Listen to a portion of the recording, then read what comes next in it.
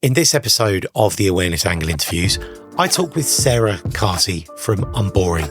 She's not your average digital marketer. She works in the cyberspace and they're shaking things up. They're being unboring. And it's a really, really good conversation. We talk about why the colour blue and padlocks should probably be left in the past. We talk about cyber espionage and we talk about the parallels between security awareness and sales and marketing. So if you're in cyber, if you've got an interest in cyber and you've wondered about marketing, have a listen. It's a really, really good chat and it's available now. Just keep listening and it will start now.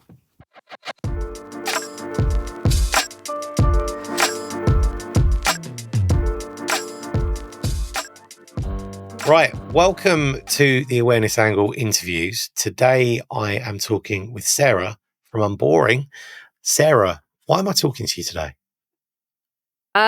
Well, because it's a nice sunny day and why not talk to a friend? You know. It's a pretty good answer, actually. I quite like that. Yeah. Why not, right? Exactly. Yeah. No, I'm excited to be here. Excellent.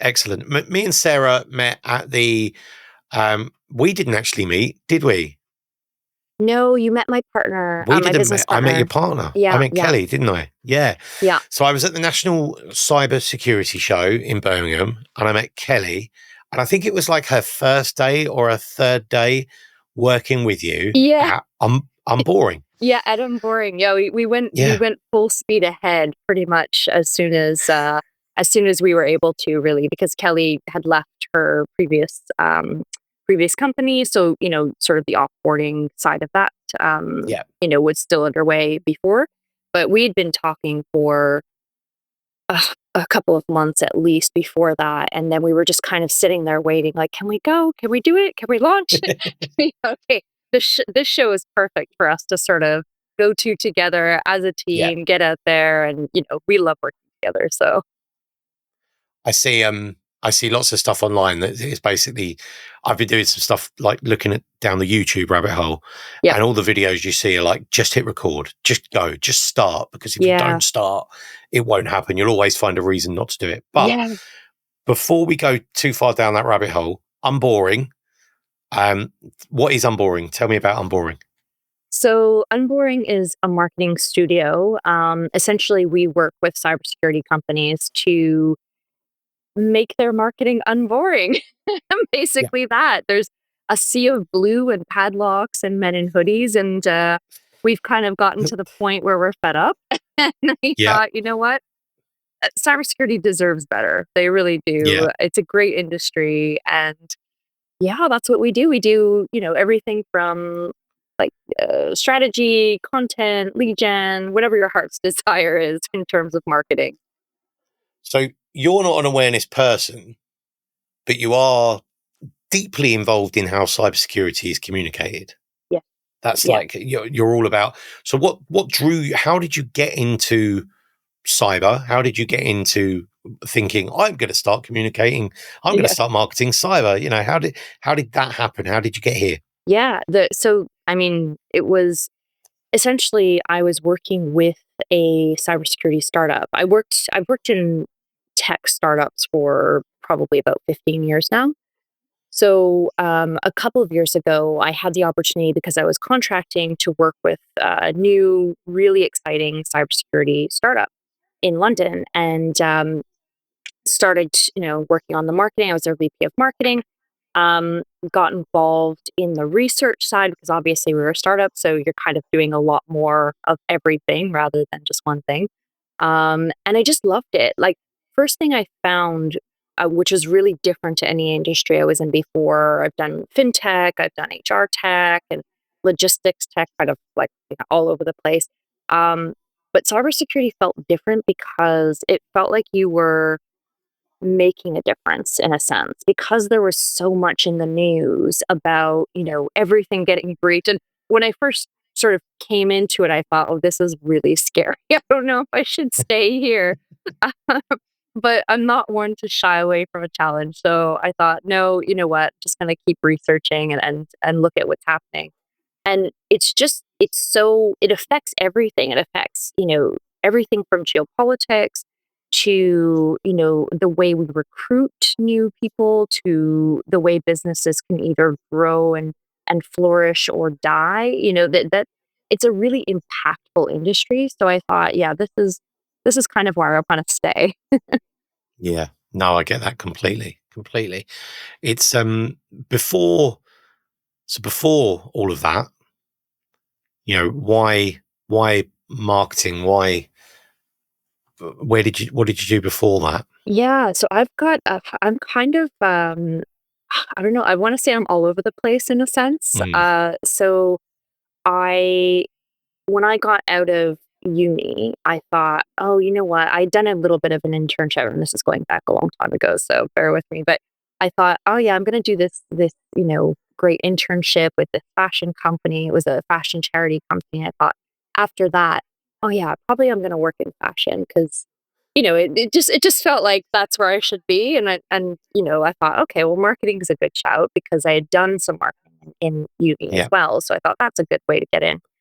And then looking at jobs at the time, you kind of just, you go in with these expectations, but in reality, you kind of just take what you can get to a degree. So Yeah. found a job in a tech company, which none of my friends wanted to work in tech at the time. They were just like, this sounds awful.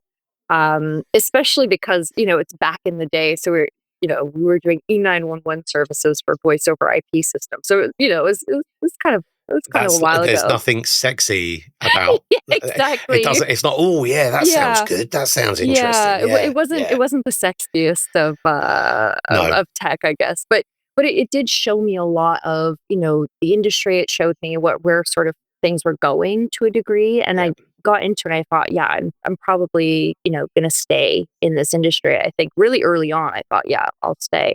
And so then I went to an HR and fintech company, then decided, you know what, I'm kind of, looking for a change, decided to move to the UK because I'm originally from Montreal. And then got into a bit of hardware, got back into software. I mean, all over the place, really, but Yeah. really enjoying being in the space. You kind of always felt like you were in on a bit of a secret in terms of what was coming next, and that's what Mm, I loved. So then, yeah, when I went into sort of contracting, did that for a while. And then I took a small break to venture off into something completely different, which was going to drama school. And then came into cybersecurity after doing that training and loved it. So yeah, I'm kind of all over the place, really. so drama school. Let's just pause there for a Yeah, second. yeah, So drama school. I've like done. I did drama at school, and have been on stage, and yeah, yeah. I see a kind of pattern in some ways between our side of security, so the people side, the communication side of security, Hmm. and performance. There seems to be a bit of a Yeah. connection there. And Mhm. what skills from drama school do you think you bring forward to the 9 to 5 nowadays, or the 9 till 8? I don't know what your working hours are. You might be like, I work 50 hours a week, but Probably. yeah. But what skills? What did that time at drama school help you learn, hone, Mhm. that you use quite regularly today? Definitely my people skills. So Mm, beyond just being able to sort of be on a stage or being able to present or, any of that, it really does help you to understand people in general because you're always thinking in terms of motivations, in terms of backstory, in terms of, where are they trying to come from, trying to put yourself in their shoes more often than not. And then beyond that, I think it helps you to build that confidence to be able to, show up, not just show up and present, but show up as your authentic self and present mm, because we do a lot of work around not just, embodying the role or embodying the character. It's more showing up as your authentic self and bringing that into the space and then seeing how that sort of merges with the character. So it is a bit of a confidence booster, I have to say. I did similar with so I between like 20 and 30, I had various awful sales jobs, one or two decent sales jobs. But all of that time speaking with people over the telephone or in person, you need to build your confidence. And what starts very timid, you then like it becomes second nature. So what you've said there completely resonates me. We just kind of came to the same thing in different ways. I think. I think I've heard that before actually with some of my friends in sales where it's just like a confidence builder over time. Immediately, you're not going to get it immediately. It's not going to be, you won't get your first sale on your first phone call for the most part, but it sort of builds over time. And I think that's the same thing with any sort of training, whether it be drama school or, other forms of drama, other forms of acting or whatever it might be, but other forms of performance as well. I know a couple of musicians who are probably much better on a stage than I'll ever be. So it really does come down to, I think, the training, but also your openness to it. Yeah. So you've worked for lots of tech companies with lots of tech. I like all different kinds of tech. Yeah. Are you technical? I don't consider myself technical. I consider myself more on, I think more on the human side.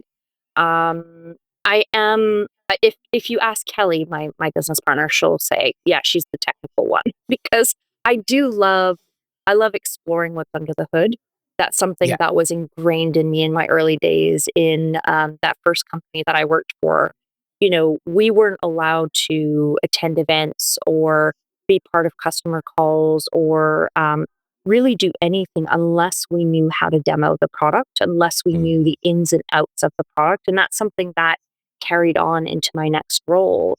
And we ensured that anyone going to the show, but beyond that, anyone joining the company could pick up and say, okay, give me a demo if need be, show me how the product works, ask the questions that we don't know not to ask or we don't know to ask because we're so, in the middle of it, right? In the middle of building it.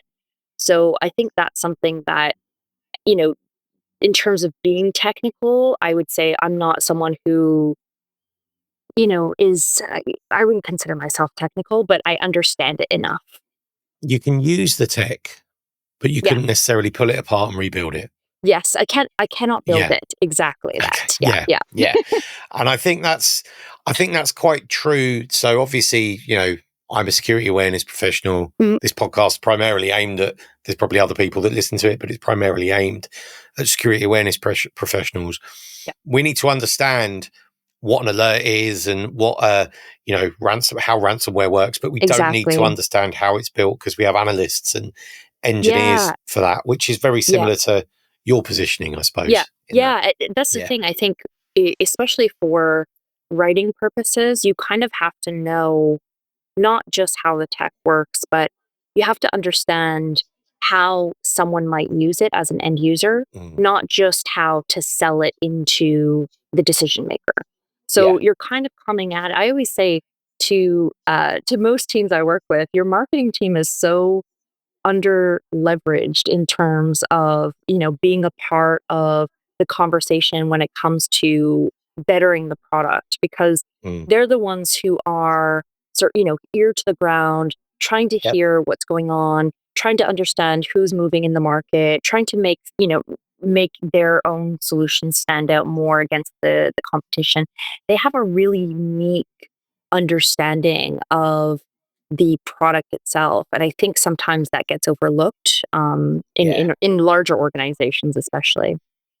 I've definitely, from dealing with vendors, so I used to be a customer of CyberSafe, and if ever there was an issue or a feature recommendation or something like that, I could suggest it, and then I would be put in touch with someone, and more often than not, would get invited to a call to talk it through and suggest, and they'd be really open and to receiving that feedback as someone that uses their product in suggestions of ways to make it better.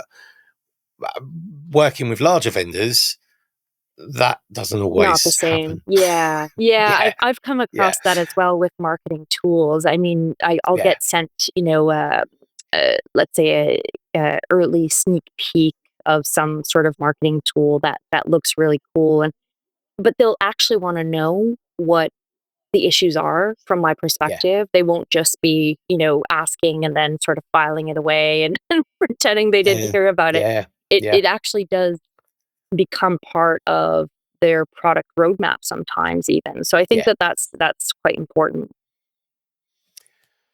I want to get into Unboring. So Unboring is obviously new business, the mission behind Unboring. And anyone listening, this isn't a sales pitch for Unboring, okay? This isn't a sponsored episode. Stick with me because there's a process behind that I'm following here that will bring us on a journey and provide some value. Unboring. So what is the mission? What is the mission of Unboring? So we always say your tech isn't boring, so why is your marketing? Yeah. And Kelly will be the first one to say, it's the most James Bond industry that you're going to be in. It really is. There's so much Yeah. that happens. There's so much under the hood, not just the technology, but, what it's enabling, the power of, those solutions behind things like national security and defense. And it really does make a difference. But Mm. when you look at the industry, so we did a little exercise and this was a lot of fun for us, maybe not so fun for the people we were talking to, but at the time we thought let's just show them, what this industry has to offer. So we took ads, just little snippets without any logos from a ton of different people or industry companies within the industry, and we put them into sort of like an image soup. And we thought, okay, great. Now we went to the company we were speaking to and we said, okay, tell us which one's yours now. Guess what And they happened? couldn't. And they No, couldn't. we couldn't No. even tell, and we did it. I mean, Wow. it's just so similar. You have the sea of blue, you have the padlock, the guy in the hoodie. Everything is like very wordy, and there's not so nothing's really standing out because it's all blending in exactly like we did with that exercise. I just want to give a takeaway and a comment on this. So any awareness professionals listening that communicate with your workforce or your workers, your people, listen to this. Because if your communications and your messaging and your posters look like everything else and follow this corporate slop that gets Yeah. put out, people aren't going to pay attention. Yeah. I've been thinking of a way to use this for ages, but I'll mention it now. I might have used it before this episode comes out. I do a lot of driving to take my son to school, and there's this stretch of motorway, dual carriageway, on the A41, and it just goes on and on. And on the centre reservation, there's just weeds and bushes, and typical green centre reservation. You drive along, and then you get to a certain point, and there's this one plant that stands out. It's this kind of reddy purple, looks like a really soft bush that stands out, and it is just another weed in the central reservation. Mm-hmm.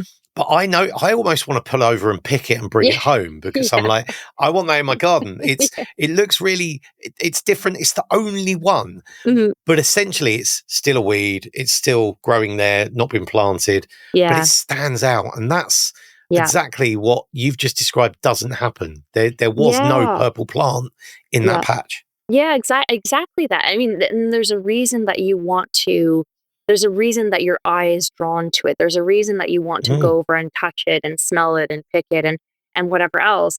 And I think that is such a good analogy for what we are sort of experiencing now, because there's a lot of, and I don't even, I don't necessarily blame marketers, because a lot of the time it's, the company, it's coming from the top down. It's, we've always done it this way, so let's continue on. And you think, well, if you've always done it this way, you're not going to be competitive for the new guys coming in at the moment.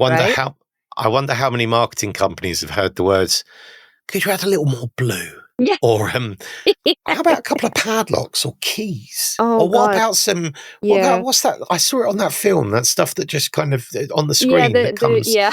the Matrix brain. Yeah, yeah. It must. And if if you're doing any marketing or anything for them, it's like, where's Yeah. the guy in the hoodie? Why can't I have the guy in the hoodie Yeah. or And that that's anonymous mask? exactly. That's exactly what we say. And we think, well, hold on a second. It's, tech is great and Yep. that's all fine, but at the end of the day, you are speaking to humans. Humans are not going to, if you show them a sea of blue, they're not necessarily going to be able to differentiate between this blue, this blue, this blue, this blue. And I just No. use blue as an example, but I mean, it's a lot of the same sort of repetitive, next gen security or Yeah. there's so many different phrases that are just overused again and again and again. You think, okay, we've got to find a better way because, B2B, we work on the sort of B2B side. B2C is out there killing us right now. Like the Yeah. campaigns they're Yeah. coming up with it's like we're using, I don't know, pen and pencil and they're out there using MacBooks, right? Why can't we be bolder? Why can't? And I Yeah. know. I mean, where I used to work, we had a really, really good. We'd spent like 8 years building up an internal brand. We had the internal newsletter that got Yeah. great engagement, Yeah. and we did all of that because we stood out. We, Mhm. for example, annual training. We used to buy off the shelf training that was all hand drawn. Yeah. And in the end, for the purpose of the camera, for those listening, I've just reached behind me, and then for our training, we got this puppet, this purple puppet called George, who we called George, and we made training around her, and Oh, cute. it stood out, and people paid attention Yeah. and listened, which is exactly what you don't do with the color blue. And Yeah. say, but we know why blue's chosen because it feels safe and it feels secure and stuff like Yeah, that. yeah, But and we do a lot of workshops around, brand and what type of, what color are you? What and yeah, it's not if it were just the blue, I think that's sort of separate, but it's a combination of all of the sameness that we keep seeing again yes, and again. And then yeah, the expectation from, the board or the C-levels to come and say, well, how come we're not getting any interest? How come we're not standing mm, out? And I think because I can't tell the difference between your website and the next guy's website. yeah. It all looks the same. And the customer is not being taken into account. If In you're in thinking about that. in Sorry. some ways, this even goes down to name, doesn't it? Like the naming Yeah. conventions of a lot of the businesses are Yeah. all kind of cyber or cybe or Yeah. you know, Oh, yeah. yeah, sec, And there and there's nothing wrong with, I think there's a if you wanna say, something cyber, I'm all for it, but make it different, right? Like, there's a yeah, couple of companies out there right now that are just standing out so much, mm, and it's not that they're doing anything that crazy, they are doing some great things, I won't take that mm, away from them, but in terms of, if we were to put them next to any of the sort of consumer campaigns, it wouldn't look outrageous, but no, there's such a sort of sea of sameness at the moment that it takes very little to stand out right now. yeah.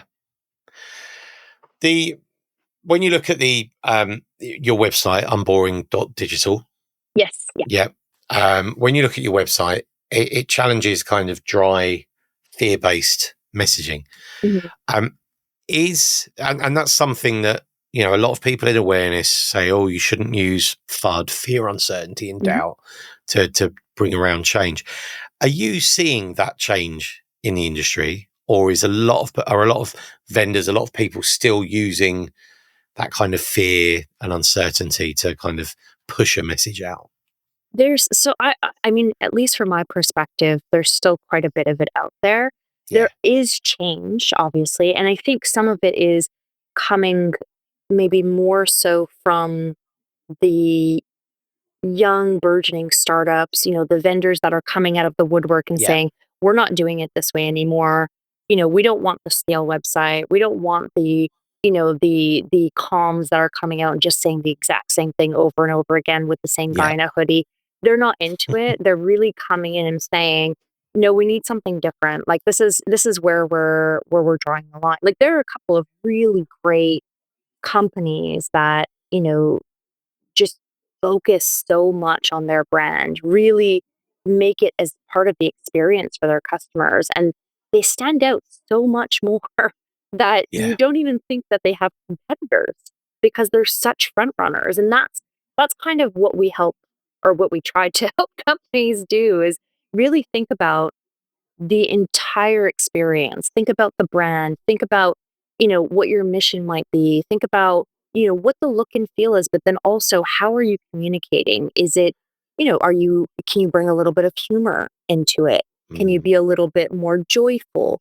Can you, be a little bit more cynical even?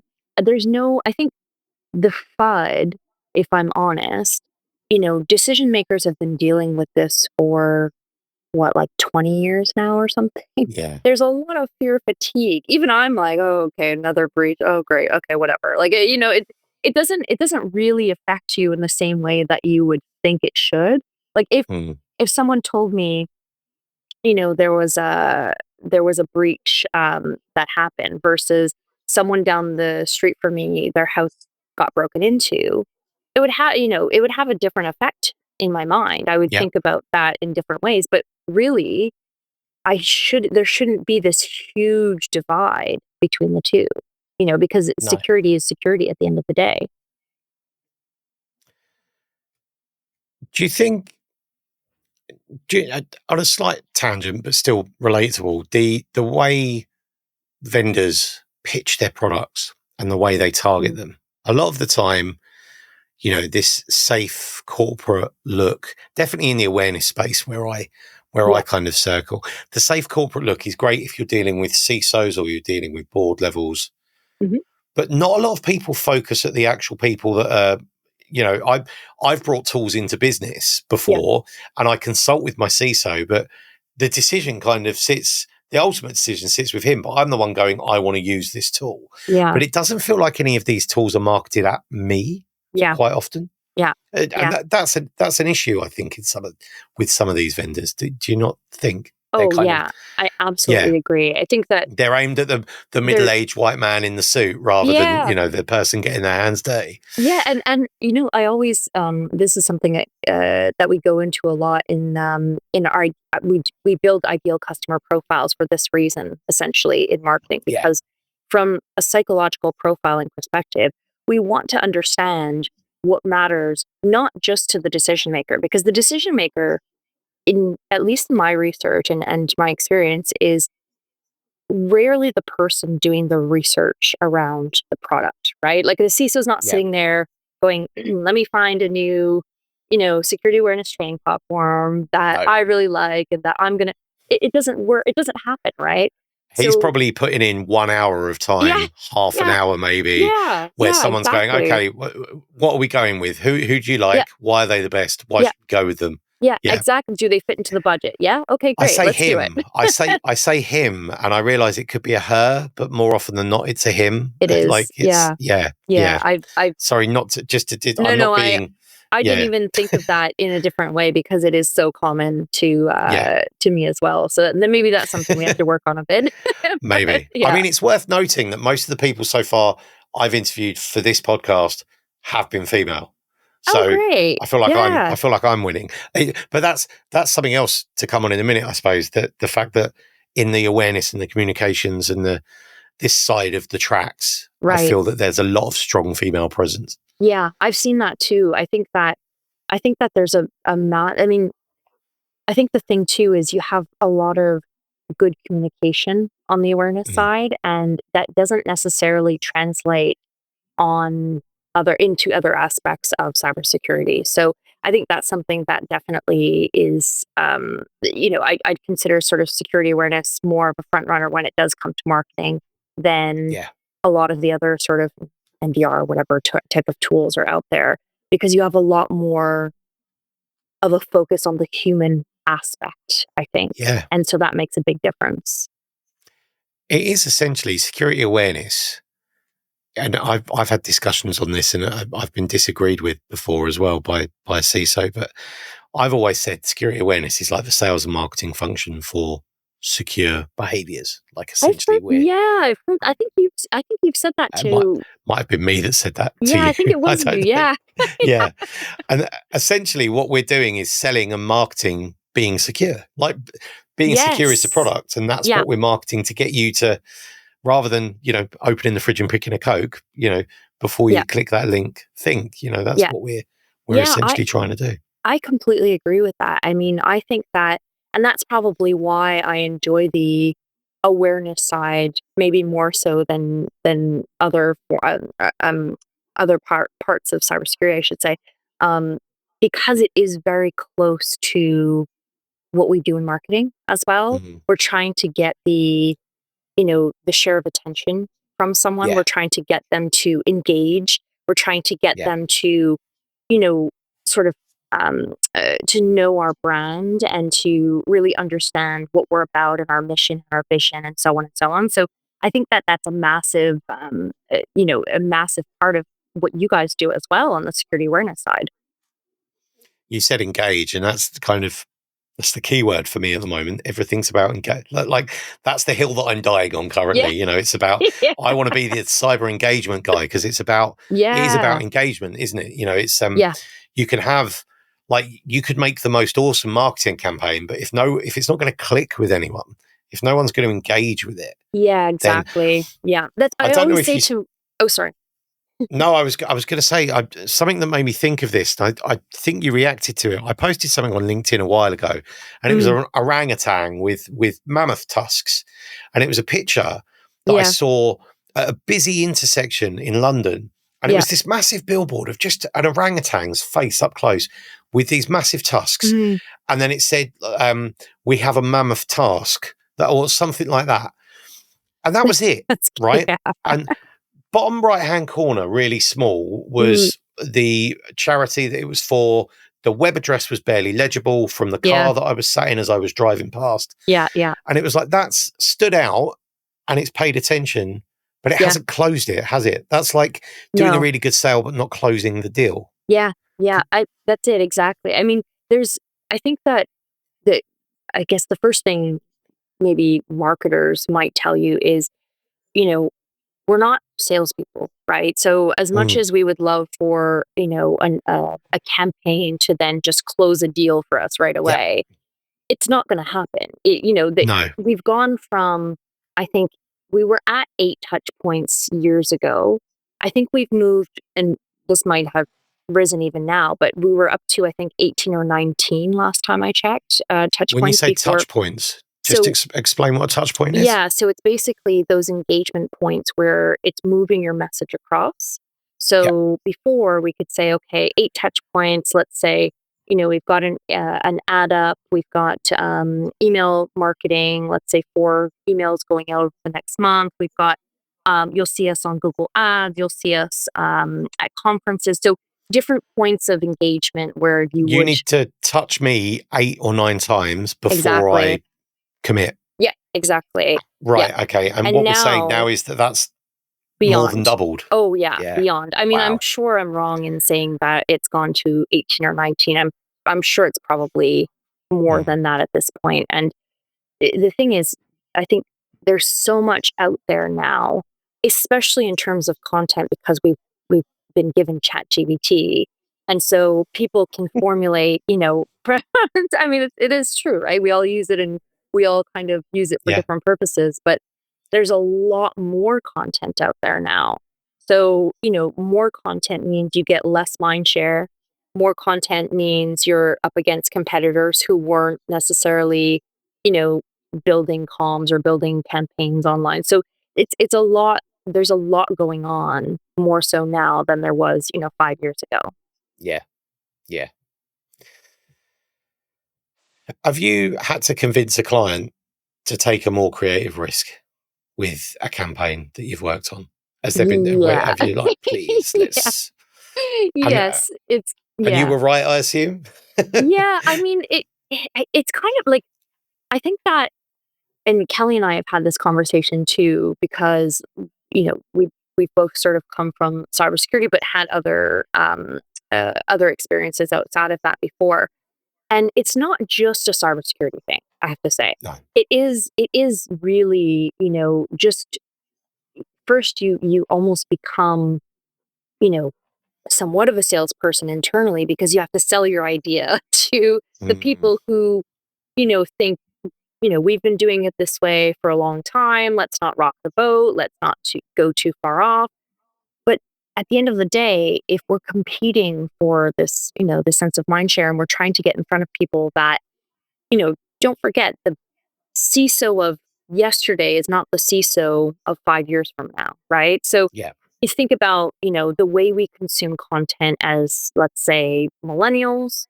Think about the way Gen Z consumes content at the moment. Think about how TikTok has influenced how we don't maybe engage as much and we are just a bit more of a lurker, let's say, Yeah.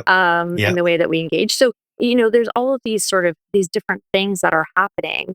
And I completely understand it can be somewhat frightening for a company who's done it one way and, kind of wants to stick to that. But it's just not a choice anymore. It really just isn't. I mean, I personally would rather say to a company, you know what, keep your budgets and spend it. Get yourself into an event. Get yourself, doing something, maybe a small dinner. I'd rather do that than put out a really bad campaign. And Yeah. that's something that Kelly and I both agree on is we're not in the business. We've called ourselves Unboring for a reason. We're not in the business of doing things the same way again and again and again. We want to create content that is actually interesting and engaging and fun and really starts to think about things in more of a consumer-like approach. Yeah. That's I feel like there's definitely, I don't feel like it would be difficult to stand out in this space. Like there Yeah. are some people that stand out, like we've said, but Oh yeah. I do feel like there's plenty of room there for people to stand out from the crowd. Yeah, and it 'Cause it's doesn't take as what? much as you think, No. It's not like you don't have to overhaul your entire brand and it can just be a matter of putting a content plan together and making it focus on one thing, focus on humor, for example. Yeah. There are a lot of companies using things like memes, short video memes, little notepad posts, whatever it might be. There's a way to be creative without having to completely overhaul your brand itself. But you have to be active in that, in that as well. I just want to bring this back to any security awareness professionals listening. We're talking about vendors, but you could easily swap everything we're doing to your awareness messaging within a business. So standing out from the internal communications or from the typical communications and breaking the mold, doing something different, being bold, doesn't have to cost lots of money, can be quite easily done. So I think it's funny, again, just mapping that the kind of vendor space can also be like you've got an internal product that you're marketing internally, which is secure behaviors. So you can push that out there. I just wanted to, for anyone not joining the dots, I just wanted to join those dots for them. It's so true. I mean, it's very, very similar in that sense. And really it comes down to like what you said, the engagement aspect, making sure that you are standing out enough to engage with people so that they retain your information, that you're speaking to them like humans and not just, this is what a lot of the time this is what our product does, buy it. Right. Yeah. And you think that's not going to sell anyone. Like who in their right mind is going to buy a product if you say this is what our product does, buy it, You see this all the time, like next generation scene tool with AI. And it's like, but what does that actually mean to me? It's I saw a meme this morning that someone shared, and it was someone sell me this pen. And so it was like Leonardo DiCaprio holding a pen going, sell me this pen. Yeah. And someone went, it's got AI. Because everything's now got AI. AI powered. Yeah, yeah. But now it's the funny thing is that you almost Yeah. stand out now for not. If you were like out there bold saying, "I Yeah. don't have AI," that's Yeah. almost more unique, isn't it? I know. I In kind of some want to see ways. a campaign, and I said this to this would be very bold, but I kind of want to see a campaign where they say "Fuck AI," and that's like bold and like it's kind of like it's not full word, but it's kind of like a Yeah, F dollar star sign. CK Yeah, or yeah, exactly. yeah, And that to me, I mean, the amount of attention that would garner, and then yeah, you can make it humorous. You can say, okay, not really fully, but, and you yeah, know what I mean? Like, there's so much opportunity to be whimsical, to be fun, and some companies do it really well. I mean, some companies do go out of their way. You have Dope Security, you have yeah, Wiz, you have companies who are really looking to sort of change the game when it comes to marketing and do something that really is, kind of out there, but mm, also are really strong in the fact that they have a good product and it doesn't take away from it. yeah, yeah. Absolutely. We said you touched on communicating to people like they're people, and that's talking to people in a way that's relatable is Yeah. all part of the engagement. Yeah. And um, I think that's something that awareness professionals drive home. And on the regular podcast that I do with Luke, where we talk about stuff we've seen in the news, Mhm. stuff will happen. And quite often we ask the question, was an awareness person around the table? Because quite often it's the awareness person that Yeah. adds that human. I've worked with technical people, right? From Windows administrators to Uh-huh. security analysts and Yeah. engineers. And they all tend to think in a certain way that kind of they all speak computer and not Yes. all of them Yeah. speak human, if you Yeah. know what I mean. Like Mhm. you often need a marketing brain around the table to Yeah. communicate. And I get that's something again that you see fairly often. You can tell Oh, yeah. when comms or when messages, when it's a technical person writing it Yeah. and it doesn't quite have the right perspective on it. Yeah. I think it's something, that you have to I think one thing you have to keep in mind is these days, people are in a rush. There's not Mm. a lot of time to read bricks of text. There's not enough time to, I don't know, spend 2 days going through a research paper, which, defines certain things that you just didn't care about in the first place. Yeah. You are competing not just with the amount of emails in someone's inbox or, them being busy in meetings. You're competing with the fact that they might, go on LinkedIn and get lost in a rabbit hole for an hour. Yeah. Or they might be used to scrolling on TikTok and think this is way too much effort. Let me, forget about this. And there's just no reason. Like, we always say, well, I always say this to Kelly. I think if I put together a marketing campaign and then it doesn't do well. And I then take that back to my team and I say, well, these buyers just don't know what they're talking about. They have no idea. Like, they don't know what they're doing. Our product is the best. They just don't know what they're doing. If I did that, they would think, what are you on about? First of all, second, we need to get you off this campaign. Yeah. No, but you never, as a marketer, blame the audience for not No. engaging. You always, always, always think, okay, how do I make that more engaging? Is it the design? Is it the content? Is it the message? Is it, the placement? What is the thing that I can do to make it better? But then Mm. yet when you think about cybersecurity, and especially in awareness, there's this whole thing about, well, the human is the weakest link and, they're at fault. And you think, well, hang on a second. If if it's not working, it's not working, right? Duolingo doesn't say, well, it's the user's fault. They don't want to Yeah. learn, and it's learning at the end of the day. That's all we're Yeah. doing. And so I think that there's a bit of a disconnect in the sense that, the industry maybe does jump on the idea of the human being sort of the weak link and the human being sort of the thing they have to guard against. Whereas in reality, if you think about it from, oh, I'm sure this is from security awareness perspective as well, but from a marketing perspective, we think, wait, we need to be the ones to change this. We need to do something different. They're not getting it. Yeah. It's our fault. Like we need to get on it. And I think that's something that is so interesting because I see security awareness folks doing everything different, everything they can, and the kitchen sink doing everything different. And then you have like someone coming from the top down, like, oh, you know what, just send out an email, or oh, you know what, we don't really need that, or oh, I think, oh my goodness, this is wild to me. I've experienced that firsthand, Yeah, so I know yeah, exactly what yeah, you're talking about. yeah. Yeah, it's like, It, why am I here? yeah, Like, that's yeah. exactly like, oh, If you but know if you yeah, know so well, why don't you do it? exactly. Yeah, And you think, well, hang on, I'm the one.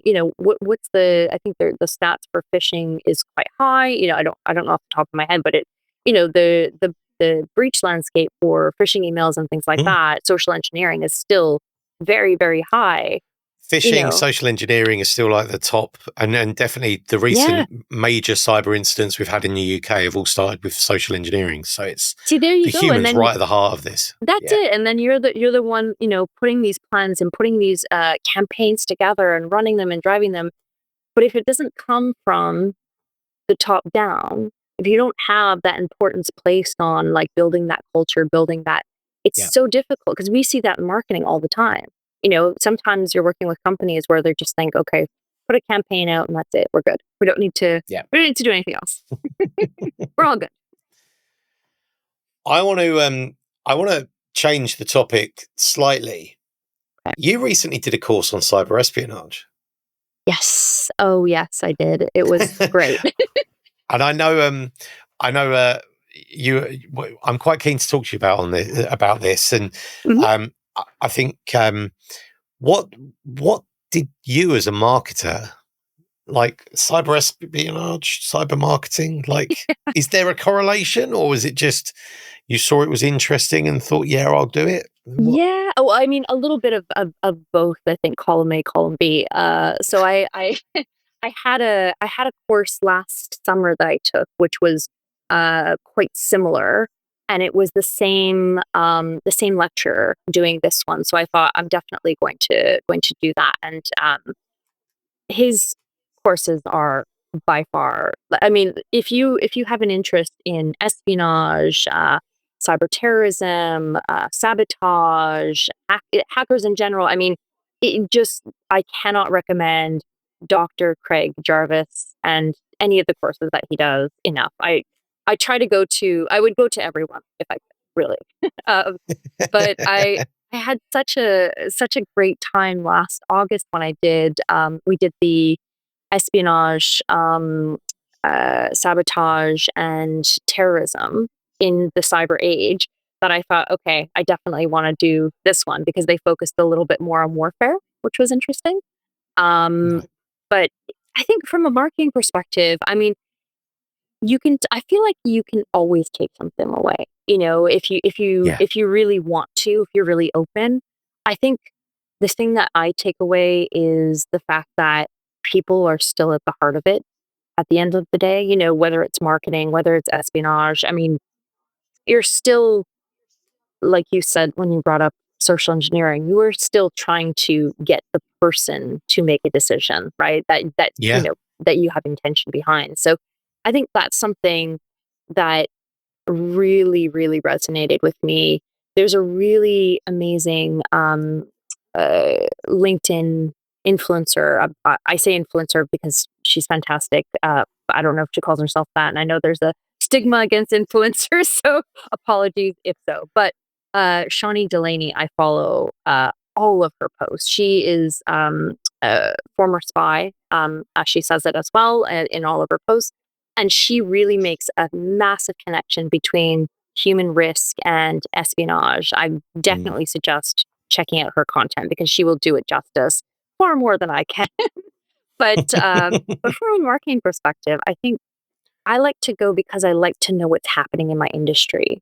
I want to Mm. know what beyond just the breach report that you get every day, which is happening on an ongoing basis. What's the motivation behind it? What is the intent? What was the story? And storytelling is something that I mean, always gets overlooked, always, and Yes. it's probably one of our biggest assets, both as marketers and cybersecurity awareness people and potentially spies as well. I don't want to say us because I'm not a spy, but you Yeah. never Yeah. know. Yeah. But storytelling is something that connects everyone. If you Mm. tell a story in the right way, it is going to it's going to uplift any sort of campaign you do, any type of marketing you do, and it's going to connect people because it feels less like you're just shouting at them about your product and more so like you have an issue that they're facing at the center of it. And let me tell you a story about how we solve that. Not in technical terms. I have to be very clear about that because sometimes the technical folks will be like, well, our solution does this, this, this, this, this. I think, yes, we know, but also how does it work to, going beyond the product?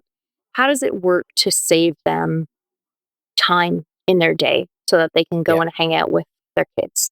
How does it, save them money so they can spend it on a vacation, going on holiday? How does it, those are the things, the stories that you have to tell. It's not Yeah. our product is AI powered and therefore, does XYZ in 10 minutes instead of two, or sorry, 2 minutes instead of 10. You have Yeah. to tell the human story around it. Yeah. Yeah. More often than not, it will just say like real phishing now with AI. And Yeah, it's no. yeah, but why Didn't we why have should that what already? yeah, is it really AI? Because more often than not, it's just Yeah. it's not, it's ifs and buts and Yeah, ifs then statements, that kind of thing. exactly. So you can now market yourself as like a cyber marketing company with espionage experience almost, can't you? Which is, I might you know. have to I might have to rework the website now, actually. So I was going to ask a question about storytelling lessons that we can steal from spies. You've kind of touched on that. I recently watched, it's just in preparation, the new Mission Impossible film that comes out and in a couple of weeks. So me and my daughter have been watching the old ones because Oh, Mission Impossible, right. if you've got, my daughter's 11, but Mission Impossible is just the right mix of like action, not really Yeah, anything in it that's too scary. yeah, yeah, There's no sexual content really, other than the odd kiss and some. Yes, a couple of yeah. people die, but it's Mhm. Mission Impossible is a good film to watch with a new teenager or someone around that age, Okay. and that's a prime one with the storytelling, like Yeah. that the characters like Ethan Hunt do, Mhm. not just with their team, but with the people that they're manipulating and changing and Yeah. convincing. It's storytelling, isn't it? Like in many Yeah, different ways. and I think that they do that, like, um, like my partner Kelly says, it's a very James Bond industry, right? It is. Mm, I mean, there's a lot that mm. happens, and yet we put the dullest content that we can find out there to dampen. James Bond would be very upset with this if I had to take a guess. But you have so many examples in real life about. I watch the show. Have you seen Slow Horses? Only the first couple. Yeah, Okay, so yeah, I've watched. I'm at season 4 now, so I'm kind of right. in the thick of it. Yeah, Um, to me, that's really interesting because they do a lot of storytelling around the people in it. So mm, it's not just this happened and they're spies and they've all sort of been ousted into this sort of sub faction of MI5. yeah, It's you know, let's talk about the story behind how they got there, the story behind how they actually became agents, the story of it makes people feel hopeful, I think. It makes people feel like it could be them because they come from spaces where, yeah. they came from. That was my upbringing. I had let's say 2 brothers and a sister. So, maybe that's something that I can start to think about doing. And I love stuff like that. It's a great example of how it makes them relatable and Yes. makes you feel, all of a sudden that could be you, or you Yeah, could have a beer with that person, or you could exactly. bump into that person in the Yeah. street, and they aren't this mythical big creature And again, Yeah. this comes back to if cybersecurity companies or your awareness messaging is pitching to, you know, the men in black, the men in suits, you know, all that kind of thing, then it's, you know, you're going to miss the mark on everyone else that won't engage. But Exactly. because Slow Horses is telling the story that makes these people Yeah. relatable, you feel for this person, you've got empathy for this person, Yeah. Yeah. and you've watched Exactly. it. So Yeah.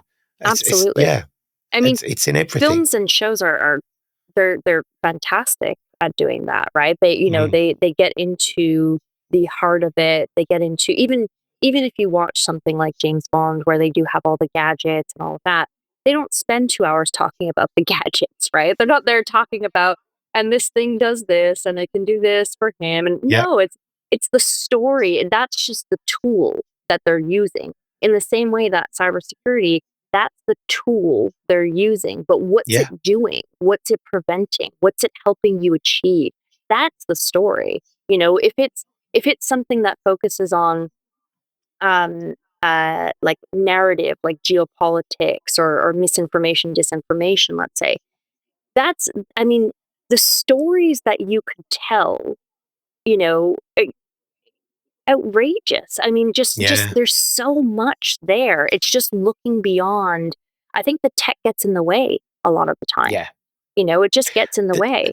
Fundamentally, the tech doesn't matter a lot of the time. Like if I've recently, so something a lot of people are going to be doing in 2025, 2026 is moving people probably away from authenticators, from SMS and then authenticator apps, and moving on to pass keys. Yes. Because it's becoming a fundamental part of, you know, everyday life. Yeah. And the communication around that could be quite complicated. But you need to they don't need to know all the details. You just tell them all right, I don't care. How's it going to impact me? Yeah. Because that's all that matters, essentially. Exactly. So you make it really engaging and really relatable, and just tell them that. Look, just tell me, why should I care? And that's what you need to, fundamentally, that's what it boils down to. And then tell the story that makes it engaging. Yeah, and put something, you know, put something different, attach a brand to it, right? So I think sometimes the idea is, you know, there's the brand of the company, and so everything, every single thing, every campaign, everything that you deliver has to fit within that mold. Yeah. And you think, wait a second, because, you know, marketers do this all the time, where we'll take the brand and we'll look at how do we move outside of the barriers of the brand to give people something that could be incredibly impactful, incredibly engaging, but while still keeping the brand at the heart of it, right? And I think that's something we can learn so much from consumer marketers. I mean, I've only been on the B2B side for my entire career. So when I look at consumer campaigns, I think, to me, I mean, the energy that goes into it, first of all, it must be, you know, must be exhausting. But, you know, the way that they can make things like, you know, just come alive without even really having to focus on the product. I think that's what we need more of. You know, we need more heart in the B2B space, I think. Yeah. I don't think it's funny. I don't know this for a fact, but it's just jumped into my head. Yeah, Red Bull, for example, which came, like, Red Bull's an amazing marketing example to bring up. And I've heard it mentioned loads of times, because Red Bull, famously, I think it was Rory Sutherland wrote in one of his books, I think it was in Alchemy, that this foul tasting drink that, you know, all the taste tests, everyone said it tasted disgusting. And it's now like right up there as one of the biggest, it's up there with Coke, isn't it? It's like the biggest selling thing. But you never see, and I've spent a lot of time in pubs and have worked in pubs, so I've seen what Red Bull looks like out of a can, but they never show you that on an advert. They never show you this syrupy, orangey, yellowy, kind of weird looking drink in a glass. They just show you the can, or they don't even do that. They just show you a cartoon with a logo. Yeah. Or they show you what they're doing, right? They're on the moon. Yeah. They're, you know, on a racetrack. Or they're BMXing, or they're skydiving. Because they know, the thing is, they know the impact of their brand, right? Their brand isn't just the drink. It's what No. it enables you to do. It enables you to be a race car driver. It enables you Yeah. to go to the moon. It enables you to, ride a BMX or whatever you want to be. It enables Yeah. you to do those things. And that's the key right there. I mean, yeah, Red Bull they know what they're doing when it comes to marketing. Absolutely. Absolutely. Look, I could carry on talking for hours, but time is ticking and we do need to wrap up. I've got just a couple of questions for you to Yeah. finish up on.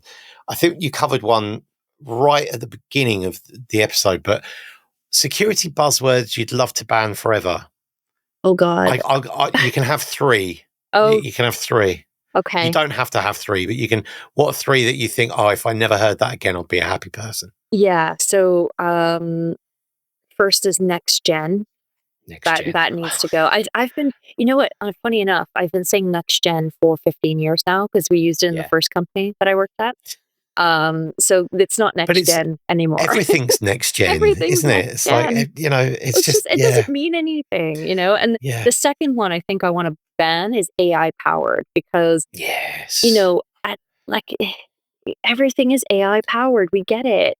You don't stand out by being AI powered anymore. It's a waste of space. Exactly. Yeah. And then I think the last one, it's not a word, but I really don't like the idea of humans being the weakest link. I don't like that. I think for me, you're not alone in that. Yeah, it just feels like, very easy to put the blame on someone who, shouldn't really have to, shouldn't have to be blamed, if they're not getting what they need. Humans aren't the weakest link. They're the biggest target and they're technically the least protected. Yeah, so much better. I mean, you can come to the Unboring team anytime you want to, by the way. Brilliant. Thank you. This is all we do. We just come up with campaigns. AI powered though is brilliant because I can imagine, and I don't know, I've not worked directly in marketing other than security awareness, but I can imagine what makes your product unique. Why would someone be interested in your product? Oh, it's got AI. Oh, it's AI powered. Yeah. That's not a USP. That's not a unique selling point anymore, is it? No, it's not. There is an element of but everyone else has got it, so we have to have it. But you don't have to wave that flag, do you? Yeah, and it's kind of assumed. I think also, before ChatGPT, I think it was probably something that could be more, or it was used a little bit less, obviously. But when you said AI powered, you thought, oh, okay, wait a second, this might be something. But now everything's AI powered. Before that, it was maybe something different. But now, okay, great. What else? Okay, fine. Where I used to work, it was a negative that it was AI powered because it meant it was an even bigger problem to onboard that tool because of all the extra hoops you had to jump through. Yeah. So I would have preferred it if it wasn't. And quite often it was like, can we turn the AI off? Is that can an we option? get it without the AI, please? Thank you. Yeah. It was perfectly fine before. Yeah. I don't need the AI now. Please don't do anything to it. I just want it to stay as is. Thank you. Is there a piece of marketing or branding that you really admire? Is there something that you are like, oh, I wish my name was on that? Oh God, yeah. Anything that Surreal does, they are fantastic. They to take cereal and not even the fun cereal that you give your kids. It's if you've seen it, granola. Exactly. It is. It does not look right, but the campaigns that they come up with, out of this world. I wish I could sit in a room with the Surreal team and just soak it all in for an hour. And I mean, honestly, you should ask them. I haven't asked it. You know what? Maybe after this podcast airs, I can just kind of tag them. Be like, by the way, guys, if you want to let me in, that's fine. Yeah. I'll just sit on the side and listen. It's okay. No, they're just fantastic. I mean, everything that they've put out, every time I see a new campaign from them, it's completely different to the one before that. And it doesn't feel like it's anything but Surreal.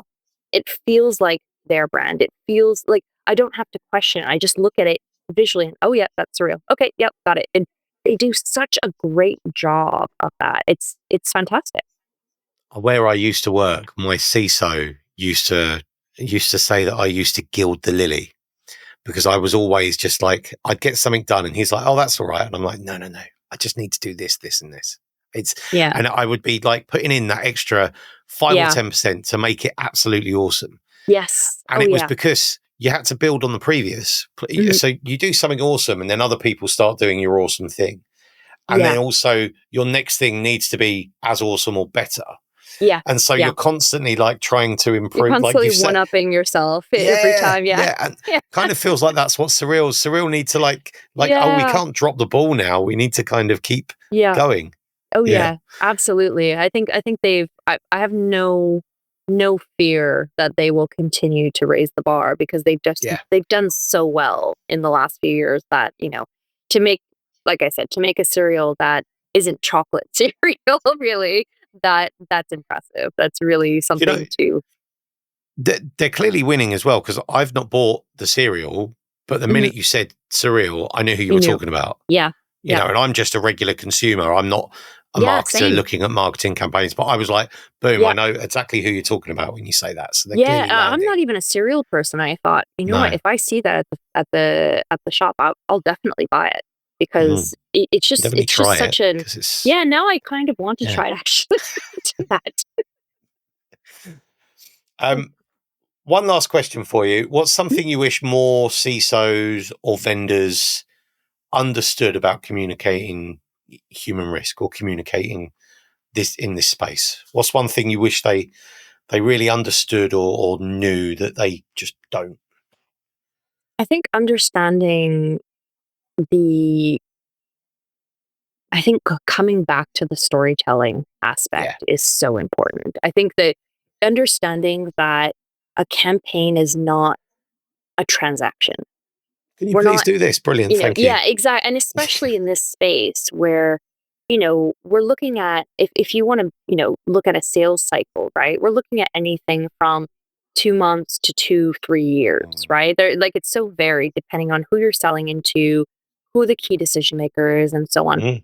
The more you can build a story around the brand and bring your people along. I mean, the amount of companies that don't leverage employee generated content and just think, you know what, we're just going to talk about our product, but let's not really bring in the employees.